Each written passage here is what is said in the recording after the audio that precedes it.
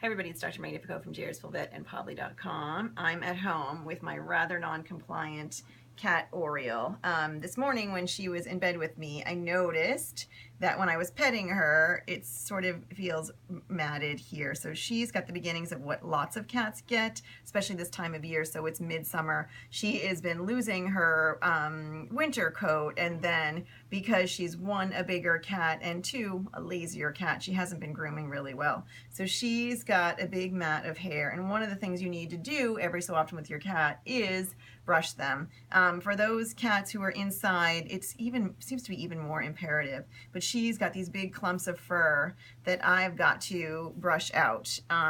Some cats do better than others. As you can see, I'm scruffing her, so I've tried to get her calm and relaxed. I've got a good handle on her, and then I've got a good flea comb. It's really imperative that you have a good flea comb. It really has to have metal tines on the comb. Ideally, I like people to have one of varying lengths, so this is a flea comb, but every 3 months or so you should be combing your cat.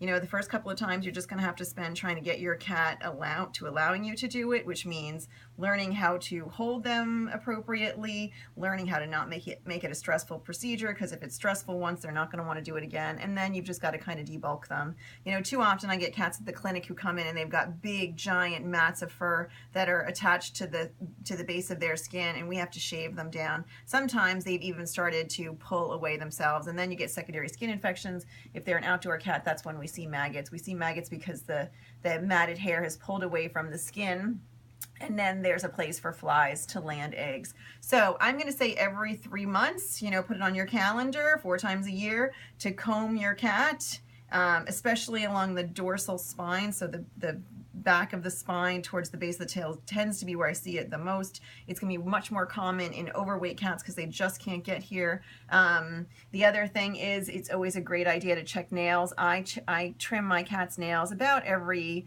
6 to 8 weeks. You know, you really want to have good nail trimmers, so I always have good nail trimmers. There's a separate video on trimming cats' nails. And then the other thing that I do is I put flea and tick prevention on them. Even though they're indoor cats, it's really important to treat your indoor cats. You don't want to find out you've got a flea problem when you've got a really big flea problem. My favorite products still for cats are Frontline, so Frontline, which is used monthly, or Revolution. Revolution tends to be my preference. It also gets intestinal parasites, and it treats off-label for ear mites. So before you get a big problem, make sure you protect your cats. You know, cats, like all of us, need some daily maintenance, so the litter box is daily. And then they need some monthly stuff, which is, in my opinion, it's checking the nails, it's checking the coat, and then every year you should be talking to your veterinarian about checking teeth. So she's got some really good teeth, but that's part of just making sure that she's healthy. So checking eyes, checking ears, they want to be nice and clean, not smell bad. Certainly if they're scratching their head or you see any scratching around the head, that's an indication maybe that you need to look at some ear stuff. Making sure they're on a very good diet, they've got lots of exercise and things to play with, they've got lots of beds of their own, and then helping them manage their fur and coat.